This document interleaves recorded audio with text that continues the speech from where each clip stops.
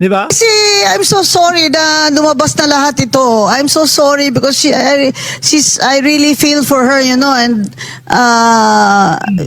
I considered her my friend. Even Secretary De Lima, when she was in DOJ, had unliquidated confidential funds. I'm sure meron dyan sa DND, sige bo, tingnan nyo. Lahat naman yan sila may unliquidated confidential funds. It doesn't, especially Bongbong, ha? Billions? Biro mo yun? Billions? Yan ang dapat yung lapagan. Ang tanong dito, di ba? Bakit hindi kayo nagpa-file? Kung meron pala kayong alam na bilyon na ninakaw, ninenok, o hindi maipaliwanag ng presidente, bakit hindi nyo filean ng kaso si Bongbong Marcos? O miski si Martin Romualdez. Di po ba? Ebidensya ang tawag dito sa inahanap, no? Tingnan nyo nga nilapagan kayo, sandamakmak na na ebidensya laban kay Sara Duterte. Umikot ang mga tumbong ninyo. Hindi kayo mapakali. Di ba? Kayo, ang tagal na. Sabi, filean nyo ng kaso si Bongbong Marcos. Bakit walang nagpa-file sa inyo?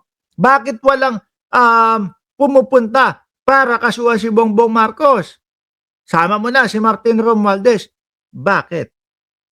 Kasi walang matibay na ebidensya. Walang maipakita. Di ba, Transformer? Oh. Pero tama yung pag-liquidate niya kasi, kaya hindi makita ng butas.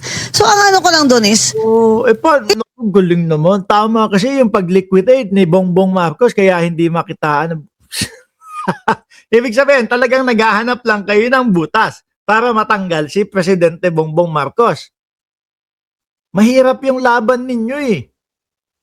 Yung laban ninyo na walang resibo, yung tipo bang pabintang lang kayo ng pabintang. Kaya ayan, ano ang nyo? Ano ang nangyayari sa inyo?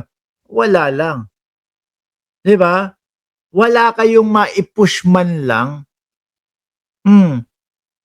Wala kayong mangyari man lang na kahit papaano maikaso man lang. 'Di ba? Kayo, Bugwanson, alam nyo pala yan eh. Ang tanong, bakit hindi kayo pumunta doon sa korte at tumistigo kayo? Total, alam nyo kung ano yung ginawang pagnanakaw ni Bongbong Marcos o ni Martin Romualdez. Bakit pa nandiyan kayo? Ano ginagawa nyo dyan? Sulong kayo, sama nyo, pati yung ngongo. Di ba? Sabihin ninyo, ito po ang nalalaman namin at lapagan nyo ng ebidensya. Ito din po yung ebidensya namin laban kay Bongbong Marcos. Ganun kadali, di ba? it's an audit. Pero bakit walang sumusulong sa inyo? Bakit puro kayo lang nasa social media? Puro ganun lang. Di ba? Magnanakaw si BBM, Puro paulit-ulit lang na ganun. Matter na kung mali yung ano niya, yung di tama yung pag-liquidate niya, ipapasoli sa kanya ng COA. Yan po ang COA rules and Tignan natin, lalo na pagdating ng Pebrero. February 2026. Tingin ko pagdating ng Pebrero 2026, umpisa na ulit ang alinho mga kababayan.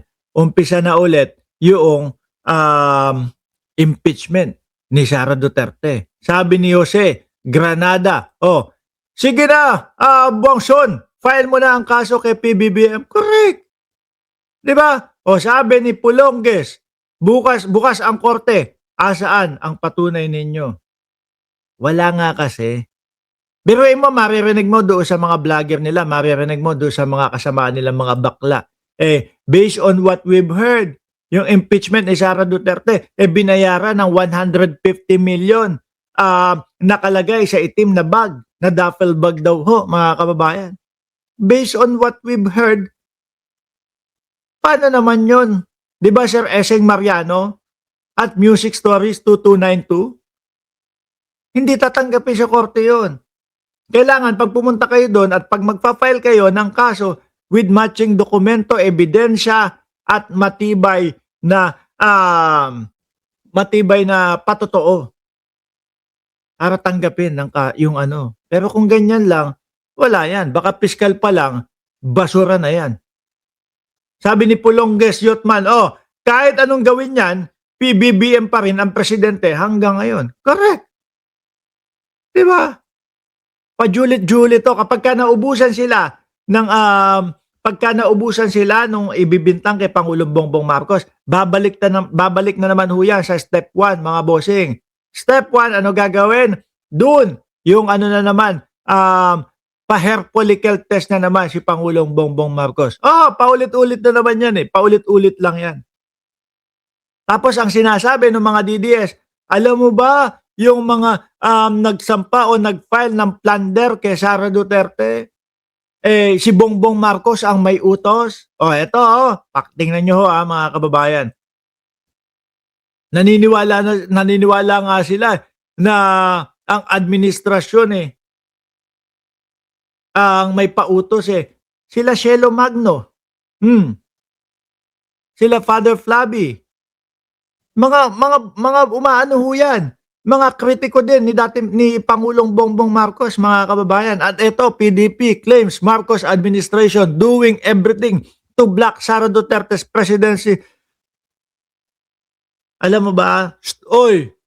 Spokesperson ng PDP, alam nyo ba na madaming bumaliktad na, madaming umalis na sa inyo? O hindi? Siguro hindi ho nila alam, mga kababayan. No? Dahil mga aanga-anga at uto-uto. Pero nyo nga, tingnan nyo nga yung mga parali-rally ninyo. Ilan na lang ang sumasama doon sa mga parali-rally po nitong mga DDS. Halos wala na Halos ilan na lang ho, mga bossing. Meron kayong Kiko Barsaga nung ilang buwan lang. Wala na din. Di ba? 100 lang ang sumama doon sa rally ni Kiko Barsaga. Sabi ni Bench, Bongson, pati ka lugar mo sa Iloilo, hindi ka na pinapaniwalain dahil may nakaso ka. May kaso ba si Bongson? Di ko alam. Sabi ni Ice Rain, Lagmay, DDS mindset na yan. Hindi na nag-group na nanatiling nursery, hindi man lang na-promote ng kinder. Pero nyo, ibibintang nila at ipamumuka na sa ano po, galing sa administrasyon yung pagpapatanggal o yung pagkaso ng plunder kay Sara Duterte. At eto pa ho, mga bossing, no? Eto pa. Yun daw, yung bagong lumalabas ho na si Madriaga na kumbaga nagsasabi na yung pondo o naging pera o yung ginastos sa eleksyon, sa kampanya ni Vice Presidente ay galing sa Pogo at galing doon sa mga tulak ng ipinagbabawal na gamot, mga bossing. Kakuntsaba daw ho ng palasyo.